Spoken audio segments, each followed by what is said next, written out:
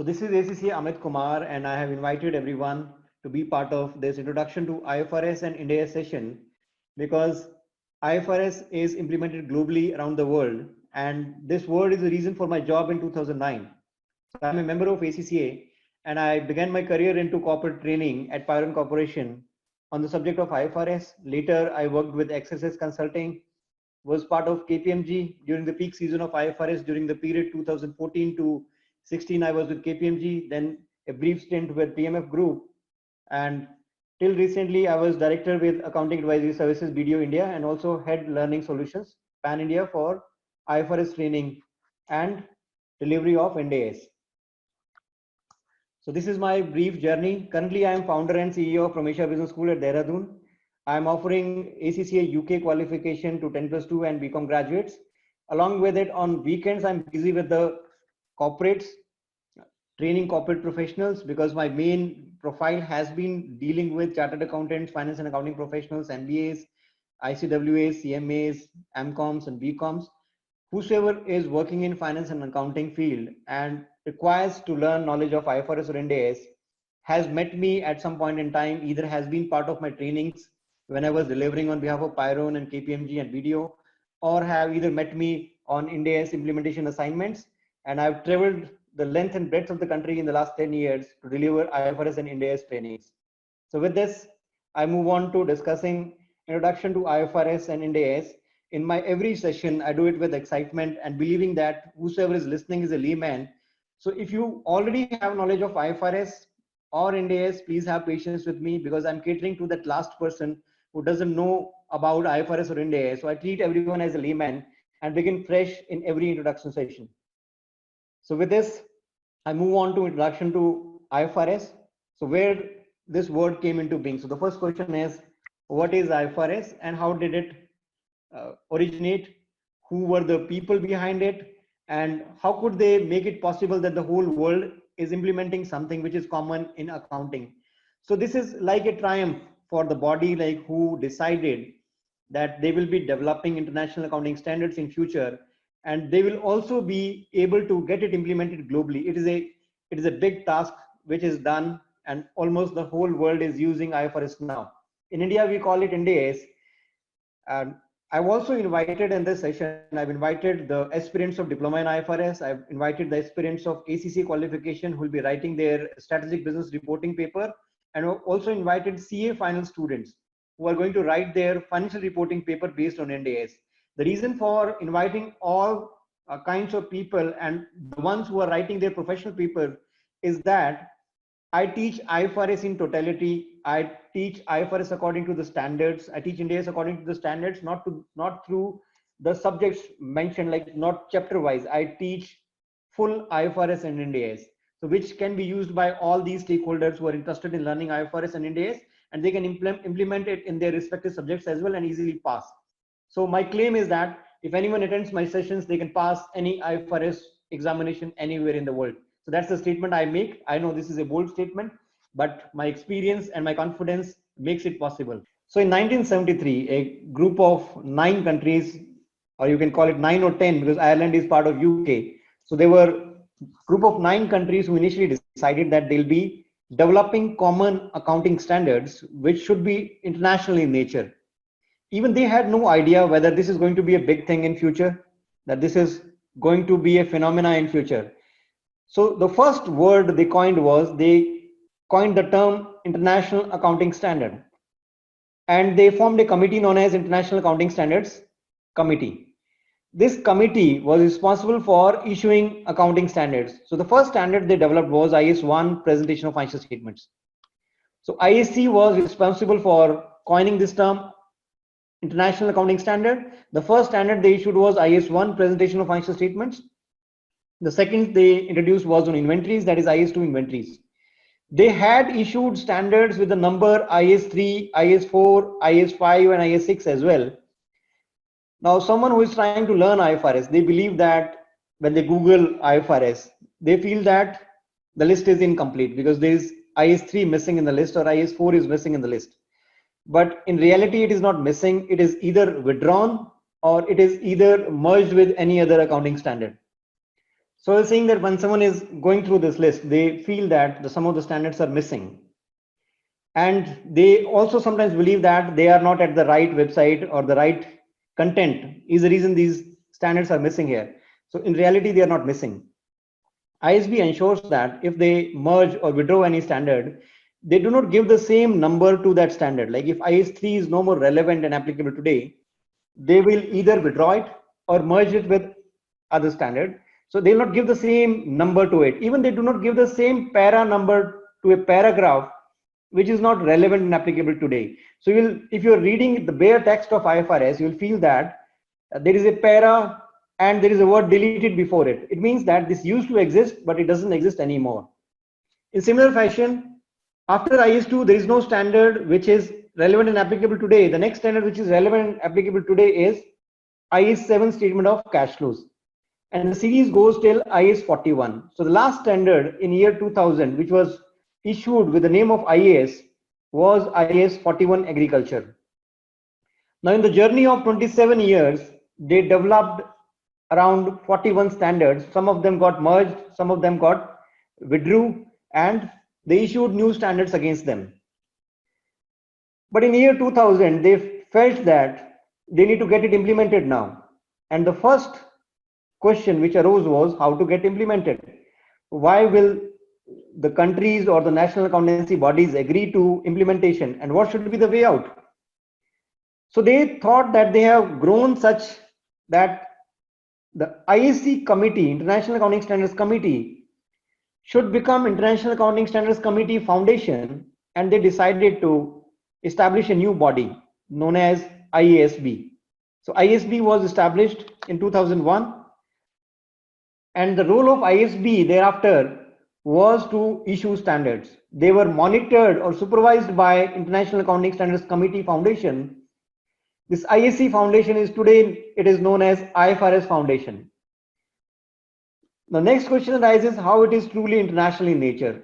Now this IFRS Foundation consists of 22 trustees, 6 from Oceania, 6 from North America, 6 from Europe, and 2 from Africa, and 2 from any other region which didn't get representation on IFRS Foundation. So this makes them truly international in nature. It has 16 members, ISB has 16 members. Their role is to issue standards. They issue exposure drafts, invite comments, discuss it. On the basis of the voting, there is again a democracy. Out of 16 members, if the majority of them are in favor of an accounting standard, it gets issued. Even the people who are against it, their comments are also published, that why these people were against it, these members were against issuing a particular standard, and the reasons why they were against it. So it's a complete transparent process which makes it truly global, truly international in nature. So ISB is the body which is responsible for issuing standard.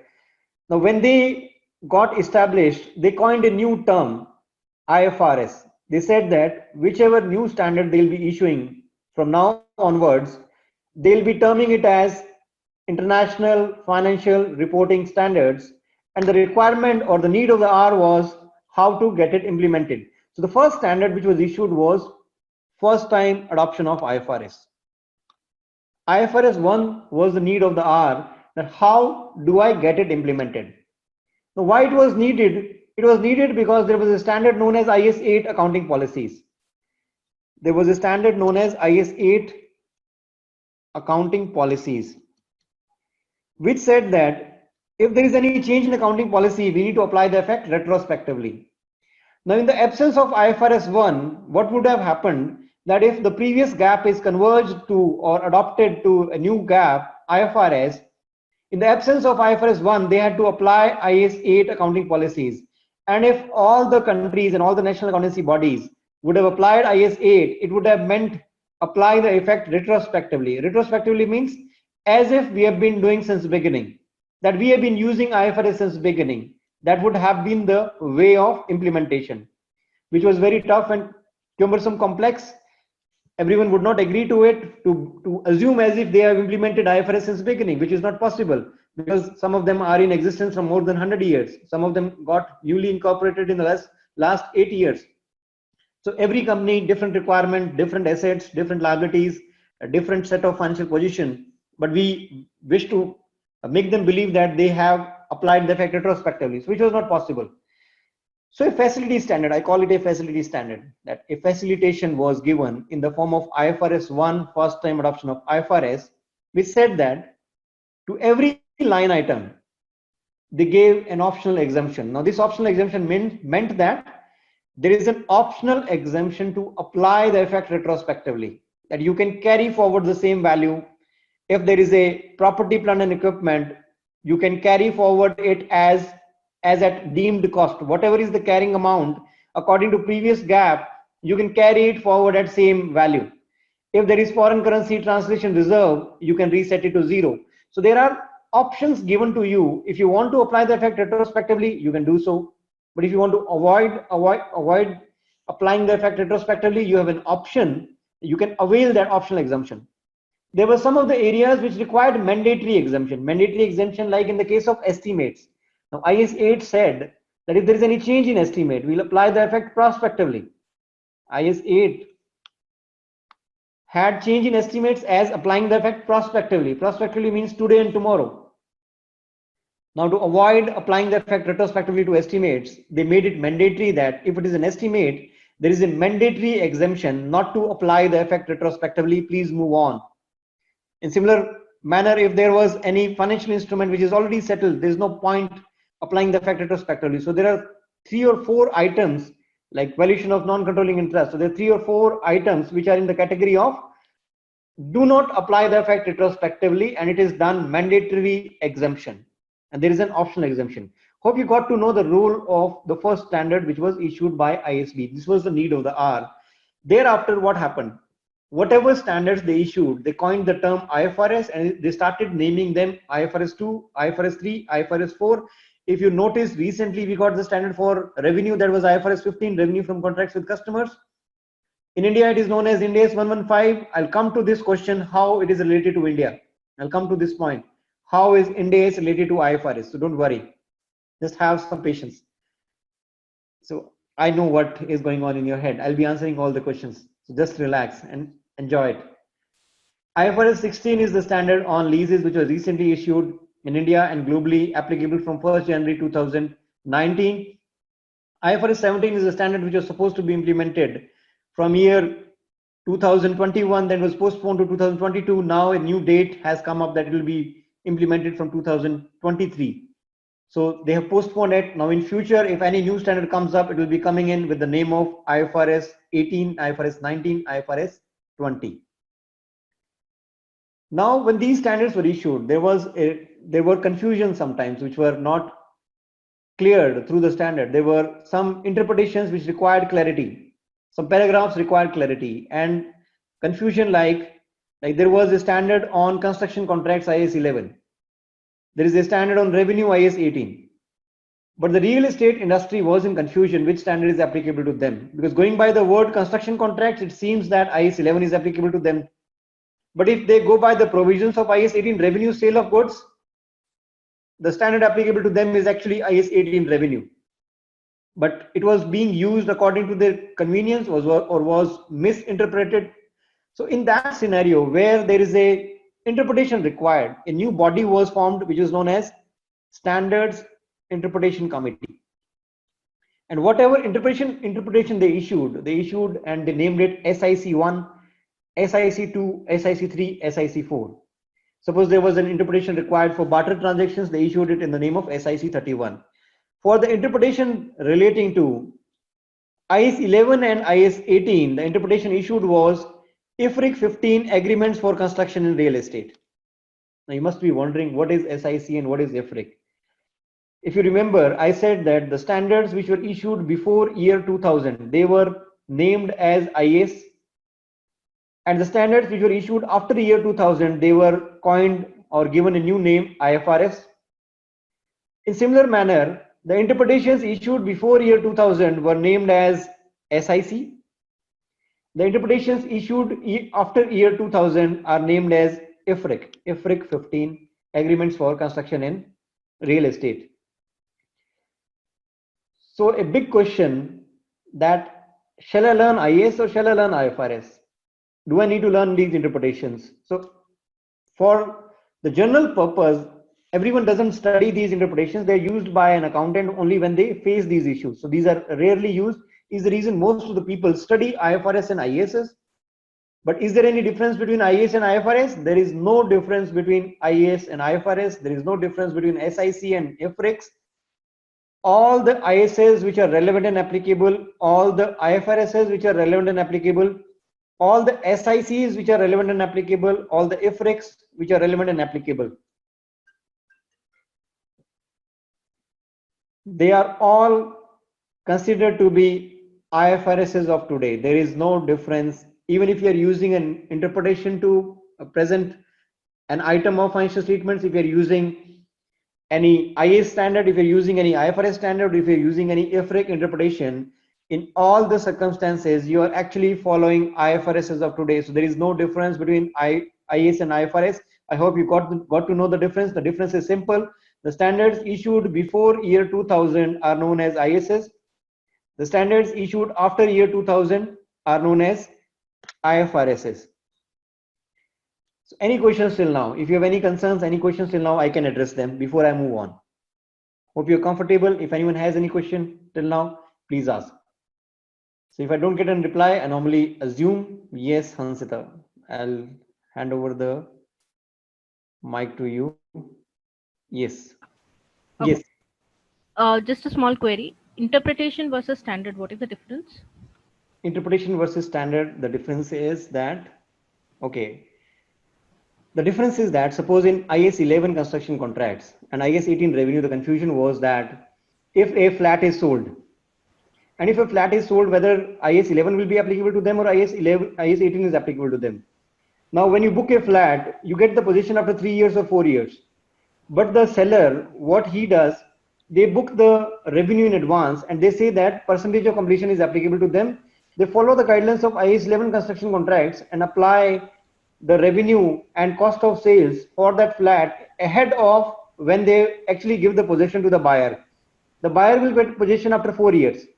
So according to the standard of revenue IS 18, the sale of goods is happening after 4 years. So this entity was eligible to recognize revenue only after 4 years, but simply because of having IS 11 construction contracts and because of lack of guidance and interpretation, they were applying IS 11 construction contracts and were booking revenue in advance, so which was against the IFRS principles. Yes, Arjun, I'll come to you. Let me answer this. So an interpretation was issued, IFRIC 15, which said that if buyer has control over design and specification, then IS 11 is applicable. But if the buyer is simply going to buy a flat and they do not have any control over design and specification, they cannot make any changes in the drawing room or in the kitchen. They have to buy the flat as it is. It should be considered as a sale of goods and should be recorded as part of their inventories. And this sale of goods should only be recognized in the form of revenue when they actually hand over the possession of the flat to the buyer. So this confusion was eliminated by an interpretation which said that if buyer has control over design and specification, then only IS 11 is applicable. In all other circumstances, IS 18 is the standard applicable, which avoided revenue recognition earlier, and they could recognize revenue only later when they hand over the possession. Ansita, hope this is clear. Okay, so both, in fact, I mean, I believe it gives more understanding about the same issue or the same standard, which is the standard is not able to clarify. So these interpretations issued give a clarification on the standard, are related to it. Okay, got it. But they are not studied as part of the standards, or they are not examined globally, simply because there are some special circumstances. Okay, got it. Okay. Yes, Arjun, you can. Amit, I'll come to you. Let me go to Arjun first. Arjun, you need to raise hand so that I can find you in the list. Yes. Amit, I have one query. Is the IAS and IFRS are two separate standards, or just they have been issued since because they are issued before 2000 and after 2000 they are considered as different, or their extract is also different? See how it can be different. I've already issued a standard for inventories, which is known as IS2. There is no other standard relating to inventories thereafter. I've issued a standard known as IS7 statement of cash flows. There is no other standard dealing with it. IAS 8 is accounting policies, IAS 41 is agriculture. In the list of IFRS 1 to 17, the issues and the standards which have already issued, I do not need to issue a new standard against it. And is the reason I said that there is no difference between IAS and IFRS, and I made a big statement around it. And I meant was that they are collectively IFRSs of today. The only difference, as you rightly mentioned, is only of a date. That the ones issued before year 2000 and the ones issued after year 2000 are collectively IFRSs of today. The only difference is of the body which was issuing them. Earlier, IAC was issuing them. IAC took over a supervisory role, so ISB issues them now. But if they withdraw a standard now in this list, if in future, what will happen? In future, in this list, this list is complete as of today. IFRS 1 to IFRS 17, it is complete. But when IFRS 17 gets implemented, IFRS 4 will be withdrawn. And for the first time, this list will have a blank number in the list from IFRS 1 to 16. Got it? Also, Amit, one more point. Yes. We generally do not get this extract in the online mode, IAS and IFRS. So, is there any restriction imposed by IFRS that we do not get the bare extract of IFRS and IAS online? Yes, you need to purchase it. Even they don't allow us to use it. Like if we are using it into trainings, we need to take licenses from them. Okay, fine. Okay. Yes. There was Amit having a query, I guess. You can lower down your hand. Arjun and Hansita. Amit Chauhan, you had query? Hi, Amit. Yes. So on the specification, like you said change in design and specification. So if the buyer has option to change design and specification, so is there any limit over there, like minor or major? So Amit, see, for the moment, simply understand the difference between IFRIC and SIC. What exists in the standard revenue, that can only be possible when I'm discussing the standard on revenue. So I'll be discussing that in detail, because if I see, I'm taking all the words together. If I see IFRS payments, and if I get into each standard, I think this one session is not possible. So I'm here to give you an overview. What is it? How to go about it? Okay. Okay. Yeah. Okay. Got it. Thank you. Thank you. Anyone else having any query? Okay, so I can move on, I guess. Hope you're comfortable till now. So when there's no query, I normally assume that it is. Thank you. So this gives me motivation. So if someone is comfortable and feeling happy, this gives motivation that I'm going good. Okay, just be active. Thank you so much. So if I move on, this is clear. The next question arises, when did it trigger? Like when did the world believe that we should implement it finally? When was that day that we should implement it finally? So it was in year 2005 when the European Union decided that they'll be implementing IFRS for presentation of consolidated results. The European Union will implement it from 2005. That was the day it got recognition for the first time, and they started using IFRS for the first time. In 2007, Australia, New Zealand, South Africa also decided they'll be moving on to IFRS. And in 2007 was a major or big breakthrough when Securities Exchange Commission allowed that the entities which are listed on the NASDAQ or the stock exchanges in US, they need to present the financial statements in US GAAP. So they were given relaxation that if you are preparing financial statements on the basis of IFRS, you do not need to convert your financial statements into US GAAP, and you can directly file in IFRS, which was a big breakthrough, a big relief for the entities which were outside US to file in IFRS, because European Union had already implemented it. So a big relief for the entities from Europe and for some of the Asian countries as well. So in 2008, the G20 meeting, it was decided that Brazil, Canada, Argentina, and India decided that they'll be moving to IFRS.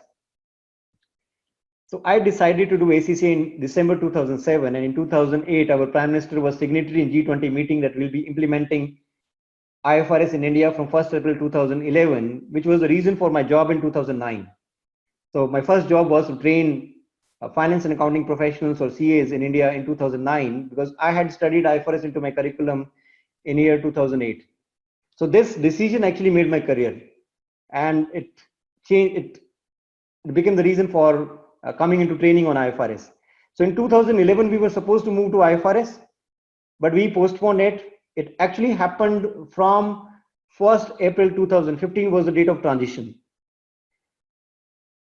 Now, what it meant was, now in India, we are adopting or converging to IFRS. So the next question is, what is adoption and what is convergence to IFRS? So the simple answer is that if a country doesn't have their national accountancy body, or if the accountancy body is not yet fully developed, they decided to adopt IFRS. The countries which had national accountancy bodies which were strong enough to raise the concerns and issues and had been established, they wanted to converge to IFRS. So ISB was smart enough to give them a way out that these countries will not be adopting IFRS, because adopting means they'll be adopting word by word as issued by ISB. Convergence means that will bring in harmony the accounting standards issued by ISB and will make them relevant in our respective country and will be more or less similar to IFRS. So we call it convergence to IFRS. So the facility was like, if it was implemented in Singapore, they coined a new term SFRS. This is decided by Singapore. ISB didn't decide the name for them. SFRS was decided by Singapore body. Australia, New Zealand, IFRS is known as ANZFRS.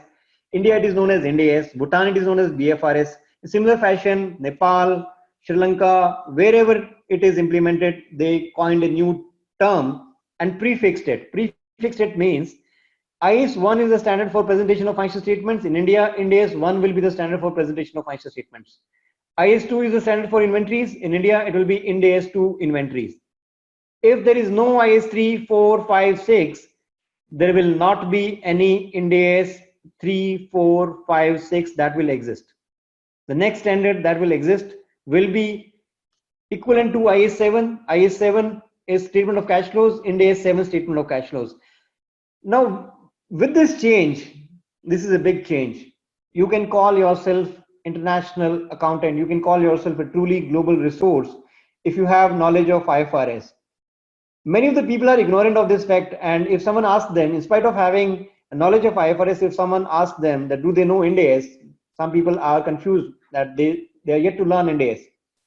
So IFRS is same as IND-AS. If someone asks you that do you have knowledge of Singapore financial reporting standards, so you may be ignorant of the fact that it is more or less similar to IFRS. So if you do not know it, but in future, after you have learned IFRS, you can claim to anyone in the world that you are a truly global chartered accountant who can work anywhere globally and who has knowledge of international financial reporting standards, and they can use it anywhere in the world. So this is a big statement I'm making, and this is a big opportunity which everyone can strive for.